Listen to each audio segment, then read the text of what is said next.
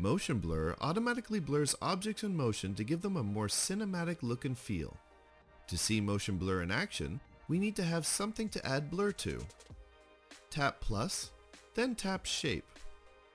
Let's add a circle and move it to the lower left. Tap move and transform, then tap add keyframe to set its starting position.